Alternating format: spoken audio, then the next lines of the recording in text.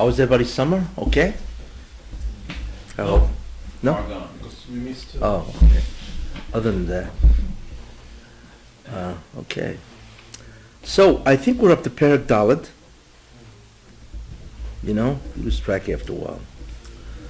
Perek Dalet, so I'm going to start from the beginning. Okay.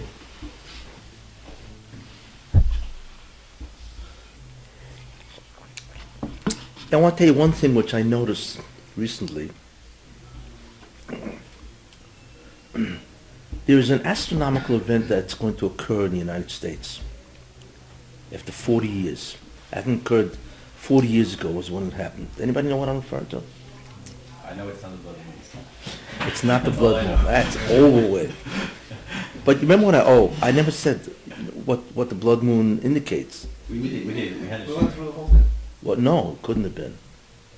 No, I'm not talking about what it is, because according to that, remember I told you 3 times in 500 years? Right, yeah. And every time it's a messianic advancement?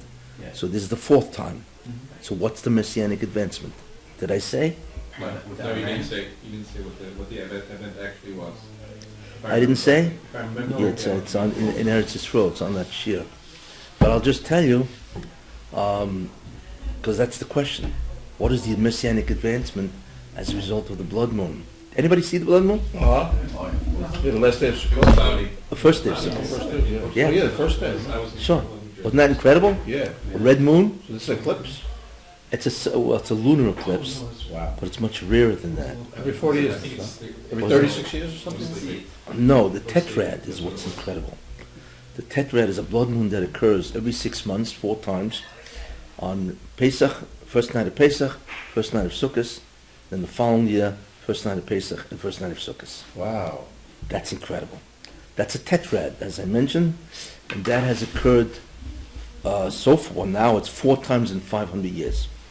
And I mentioned the first time was 1492, and that was a messianic advancement because Columbus discovered America. Why is that an advancement? Right? Because America is a much weaker gullus than Europe. Europe was terrible. Okay? And America is much better as a gullus. It's still gullus, right? So incredibly substantially, exponentially almost, tremendously weaker and softer than Europe was. It's a tremendous. So that's the first thing that advances, is a diminishment of what's called the klipa, or the satan, or the whole krichas of evil. The second thing that occurred was 1948, founding of the State of Israel. And that's also a messianic advancement. Third thing I mentioned was 1968, was it 68 or 67? And that was, of course, Jerusalem, emancipation of Jerusalem. That's a 67 war. And this was the 4th in 500 years. So the question is, what's the messianic advancement? Yeah, you didn't say this. I didn't say this? No. Okay, what it is, as far as I'm concerned, is the deal with Iran. The deal with Iran. Well, they just made a deal with Iran, right? They're giving them $150 billion, but, it's not the big deal. Iran will now, of course, enormously multiply their terrorist attacks. It's also not an advancement. The real advancement is that, I mentioned the Medrash. There's a Medrash in Yalkut Shimoni, 499, I think, and in Yeshayahu, that says that, I think it's Amar Rabbi Yitzchok, that B'Shavua Sheben David Bo, in the week, but it also means the 7-year cycle, that Mashiach ben David comes, it says that Porras, which is Iran, old Iran, Porras will conduct a tremendous, incite a war against Arab. Arab is Arabia. Then it says Arab is going to seek counsel because of that. He's going to seek counsel with Edom. There's a misprint in that Yalkut, by the way. So it looks like it's Aram, but it's not really that. It's not a Resh, it's a Dalet. It's Edom. Anyway. And Edom, of course, is America. Right? Then it says that Poras will then begin, will then begin a global war against the entire world and be mach of the world, which is interesting. You know, what it probably means, of course, is that they will begin a global war, or a real global war. And then it says all the nations of the world will be incredibly frightened, and even Eretz Israel will be frightened because they don't know what to do, because we're not talking about a massive war. And then it says that a baskel will come out that says, Higia zman geulaschem, the time of your redemption has arrived. All that I have done for you is only for this reason. So therefore, what we see from that medrash is that Persia, Poras, is the end. Not the end of time or the end of this world, but is certainly the beginning of the end period. Okay? And that's what Poras is. So, now, Poras, of course, is Persia, obviously. Now, 40 years ago, you would have said, Persia? Global war? Impossible. What do they have? Nothing. But obviously, what the Moshe has done, it has allowed Iran to, all the years, to fool, to deceive the West. They have been continuously building up their nuclear supplies and armaments and so on. So what they are going to do is they are going to, okay, but the amazing thing is that they have deceived the world. The unbelievable thing is that they've deceived Obama, the whole Congress, everybody. It's just astounding to watch what they have done, and therefore they are gearing up ultimately.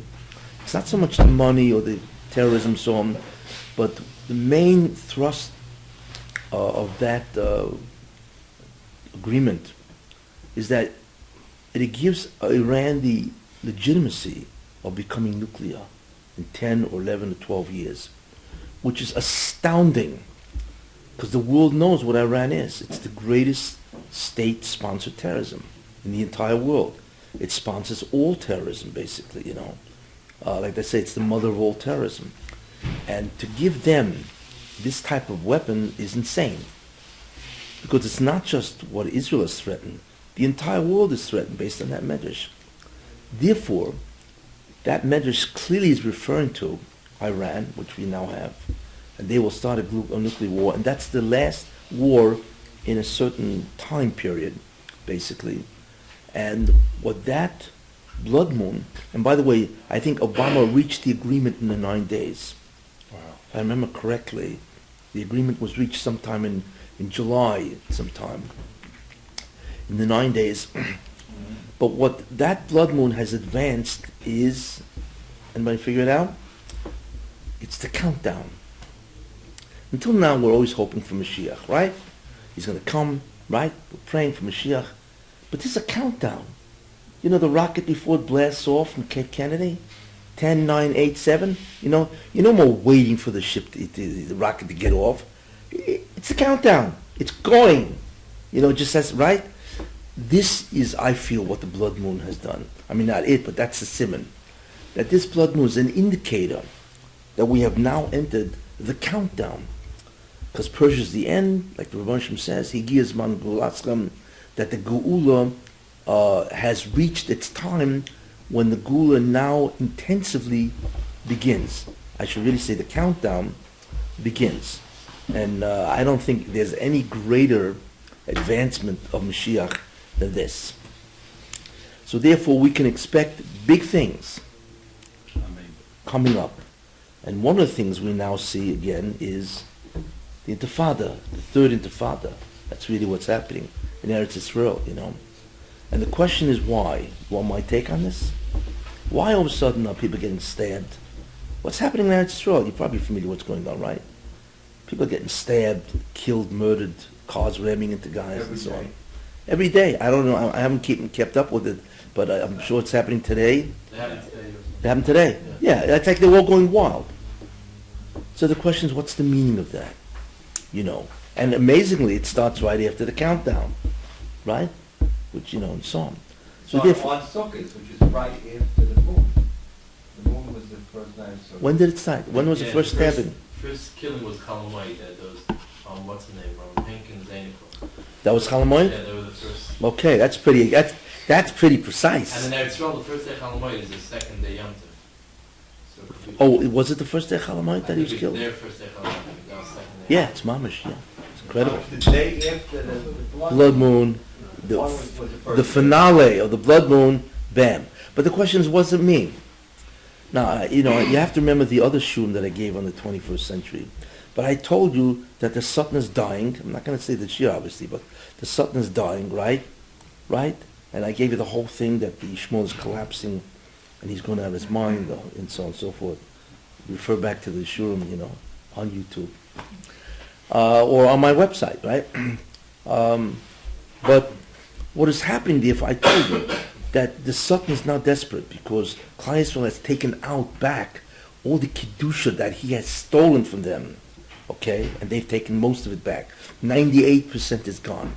So the Satan's dying. And I told you, first he went to Yishmael to want to get energized, but they're dying too, because we see it all over. The whole Middle East is collapsing. So therefore the Satan went over, took a look at the major chet of Klal Yisrael, which is Sinas Chinam, right? And I told you what the Baruch Hashem did. So that's why Lapid went up to become the, which is incredible, because that itself is miraculous. And Lapid tried to destroy Torah and everything else, and so on. It's mamish exactly what happened, right? But the Baruch Hashem is countering that, obviously, and that's why those 3 teenagers were kidnapped, because that brings Achdus to Klal Yisrael. There was an unbelievable Achdus in Klal Yisrael as a result. Okay? So therefore, we now begin to see incredible. We have Sinas Chinam. Unfortunately, what the Jews are saying, Lashon Hara, Sinas Chinam. And on the other side, you see different events happening to bring Achdus in Klal Yisrael. You see? This is one of them. This is nothing more than an attempt. Because it's funny, because I was speaking to somebody from Eretz Yisrael, and they said there's a tremendous unity, because everybody's being attacked. Doesn't make if you're secular, Haredi, Yemenite, Sfardi, it's irrelevant. Everybody's being attacked. So this person told me that there's a tremendous sense of Achdus now in Klal Yisrael, besides Pachad, and so on, And that is really, I believe, one of the main things. It's just the war last year, Achdus. The 3 teenagers kidnapped brought Achdus. And now we have this, also brought Achdus. Because it's now alerting everybody, a common enemy. And when there's a common enemy, there's always unity. So I believe that's one of the main reasons. A second idea is that it's alerting Klal Yisrael, especially Eretz Yisrael, that the Arabs,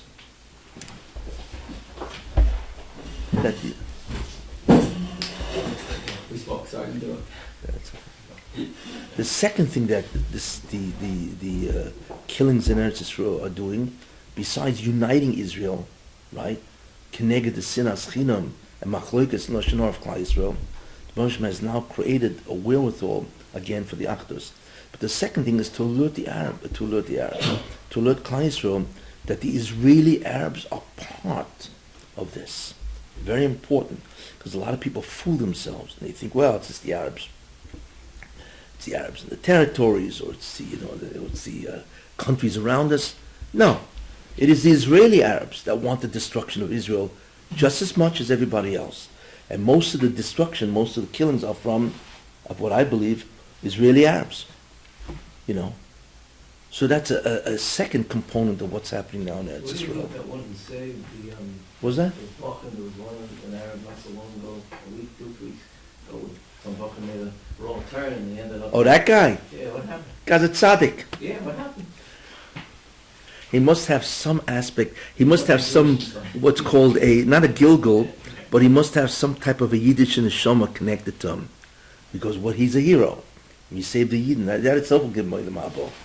Because they know the yeshiva guys and so on. It happens. Look, look, even in the Holocaust, there were Poles who are tremendous anti-Semites. Because you should know any country that's Catholic is anti-Semite. So it's the whole concept between Judaism and Catholicism. But there were Poles that saved Jews, that risked their lives. Apparently there are people that see the MS, that realize, hey, what's going on here? They're able to defend morality. And so, same thing, even among Arabs. Look, they're not all bad. They're not all evil. There are Arabs that are menschlich, and so on. But anyway, so that, in terms of that's not surprising. But I believe that the majority, there's statistics to back this up all over, that the majority of Arabs, Israeli Arabs, hate Israel, and they want to see it destroyed. Is there any significance to the fact that they supposedly, there's some sort of claim floating around that this anger comes from the fact that the Jews supposedly are trying to claim the area of Al-Aqsa? Well, that's, look, that lie is being spread by Abbas. He's the guy who started this, Right. It doesn't take much to get Arabs trying to kill Jews, You're saying paint the power bias. Well, you have to understand Abbas' position. He's an old man. He's 80 years old. He knows it's how long is he going to last. And basically he's losing power. In fact, they're all falling.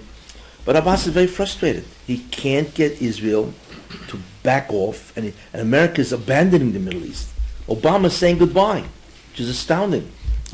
So Abbas is going out of his mind. He's pulling his hair out of his head. I don't know if he has hair. I think he does. But he's going out of his mind, so he's desperate. So therefore, that's why he concocted a lie, to give everybody, Besides, remember one thing. Whenever the Arabs know that they are guilty of something, they always try to divert the attention to the Jews. So therefore, they won't. The Arabs won't kill the Arabs. To allow the government to survive, and that's all. It's a failure. The man is absolute failure. And he needs to divert attention. He needs to show something he did. So he's got these guys to kill, and so on. Therefore, but the third idea, besides the second which I mentioned, which is to alert Israel to the Israeli Arabs, the population of Israel. The third idea is to increase the sinner of the Arabs against the Jews. That's a very important idea. Shalom Aleichem. My sponsor. The third idea is to increase the sinner. And that's very important. Why? Because you don't realize what's coming up. Ultimately speaking, the Arabs are going to realize that there is no way to get back Eretz Israel. So they have to going to go to conduct a war. With Iran obviously as a sponsor and a main supporter, there will be a massive war. In fact, that's probably what it's building up to, is that Iran is, as it becomes more and more nuclear, and of course it's probably going to cheat and all that, Israel will have no recourse but to destroy these sites. And when that happens, then it's going to be, who knows what's going to be. But when that happens, then many of the Arab nations will join Iran for the final machlikas, or the final war, milchama, to destroy Israel.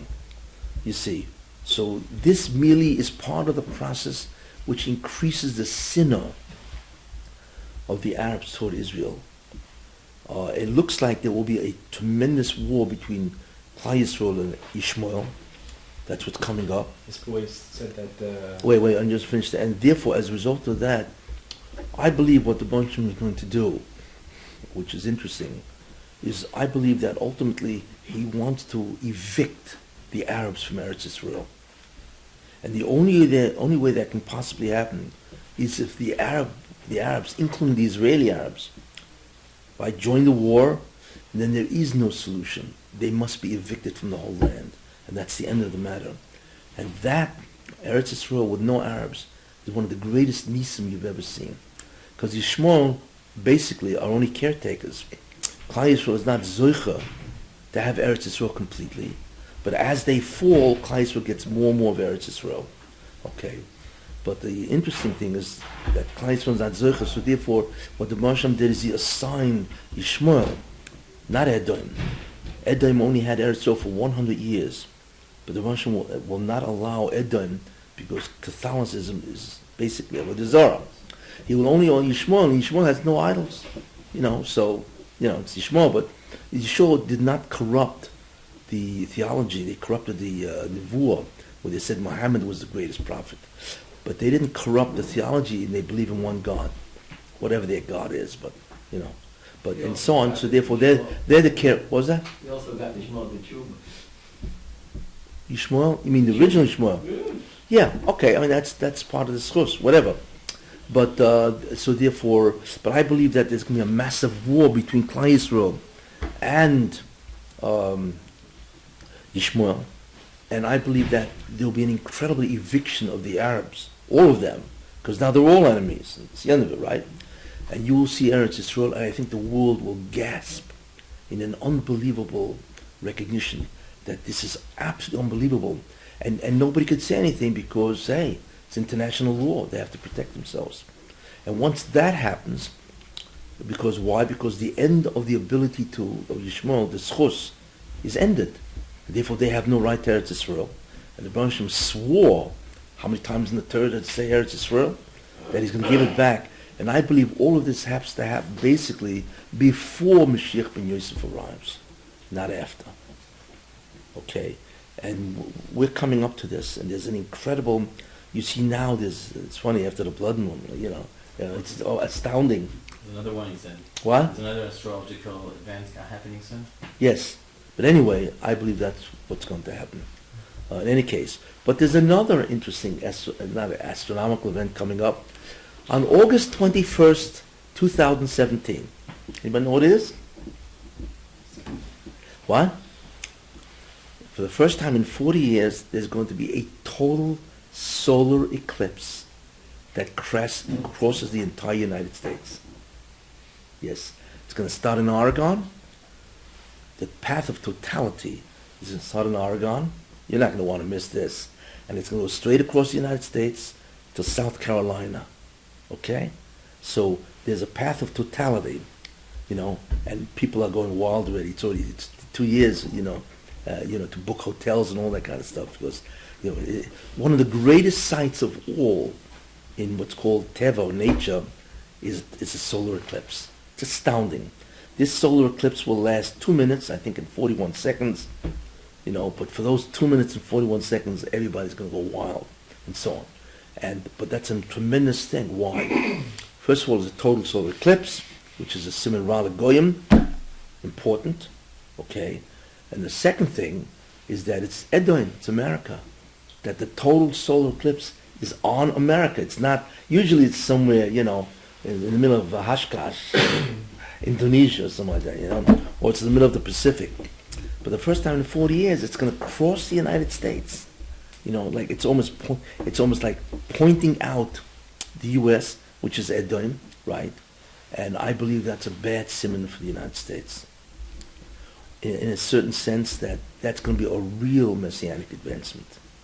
So, we got till August 21st, 2017. Do tshuva. To do You mean tshuva. say last time it happened was in 1967? Yeah, 40 years ago, yeah. No, am I right? No. A solar eclipse happens every 16, 17 months. But in America, it happened 40 years ago. 77. Then there'll be another solar eclipse over America in 2024. But anyway, so that's something to watch.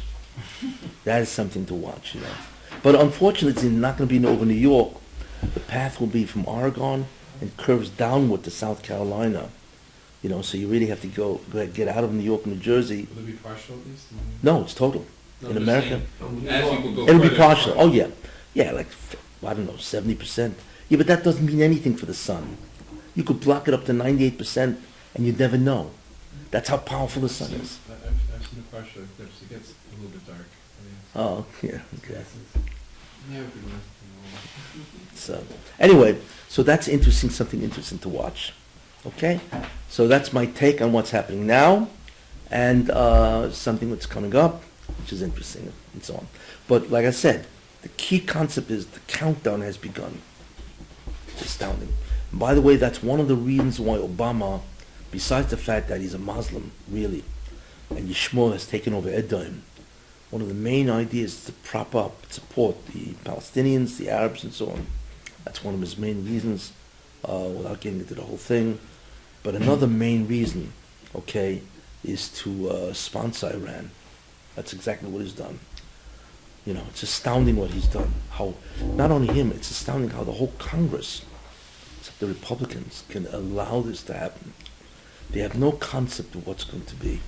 Because the threat is not just to Israel. Really, the threat is the entire civilization. Jihad. They want to take over. You know. Okay. Any questions? How many years is it till Iran, till they become dangerous? 10? Oh, no, and after 10, 11 years, then they can do it without any repercussions. That's the astounding thing about it. Well, what is it now? Once they give them the money, how fast does it take them to? They say a couple of months. That's it? That's it. What, to develop plutonium? Yeah, because they have incredible centrifuges that are much more efficient than what they had. They can buy it even. Well, maybe, but they can develop it.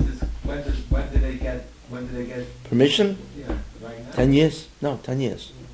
So you got 10 years. What? To use it, if they need it. Get ready for a Yeah, war. yeah, and then legitimately they can become a member of the nations of the world that are nuclear.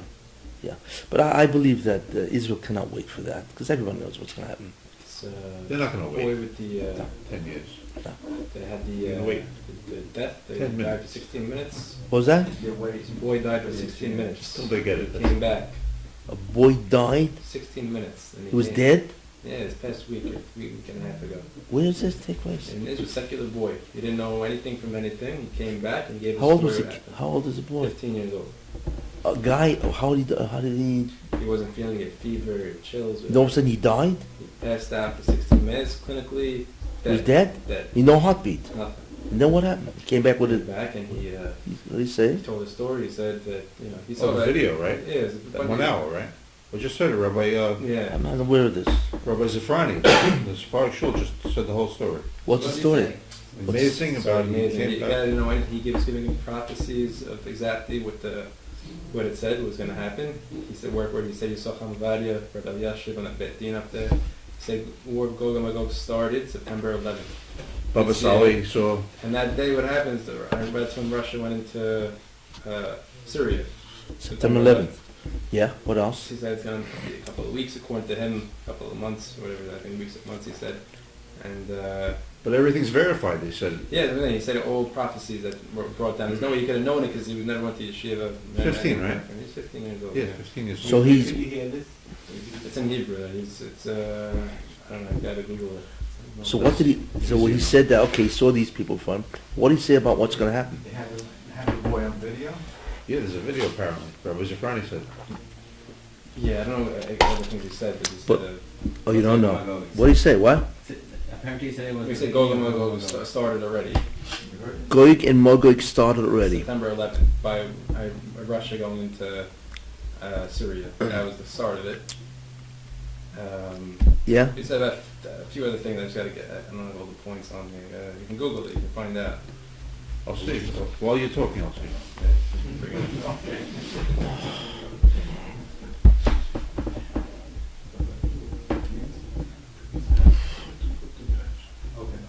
Perik Dalet. It's a total eclipse if Is everyone. Perik Dalet? Perik Dalet is like what? That's what? A total eclipse if you want to see it. It's like Yava is dark screen. Yeah. Perik Dalet is the begin. Is like how far in the Derech Hashem is it? Like the beginning, the middle. Perik Dalet? How many parakim are there in Derech Hashem? It's not prokem. There are 4 halakim. Perik Dalet is the first chelik. Perik Dalet. And the first Perik Dalet of the first chelik is where we're at. Anyway, So we're in the middle of the first chelik. yeah. Well, more toward the end. Or to the end. Yeah. Okay. If there's no further questions, I think we've covered. That's interesting, although it's very vague. Yeah, I didn't give you. I have to all the hear details. the Yeah, whole you have to thing. get it, yeah. I have to hear the whole thing and then evaluate it, whatever. You know, Gog and Magog is a messianic war. You know that. Gog and Magog is a messianic war. Means it only comes after Mashiach ben Yosef. So the question is, how could that be? You know, really, you know, the Russian can to do things, but Gog and Magog is really. Gog and Magog is a war against Israel, right? Unless he feels that Russia is going to make a war against Israel, not likely. You know. Anyway, He said Obama was also Gog. Obama's Gog. That's what he said. Oh. Was this boy in Israel? From Israel? Yeah, it's like Okay.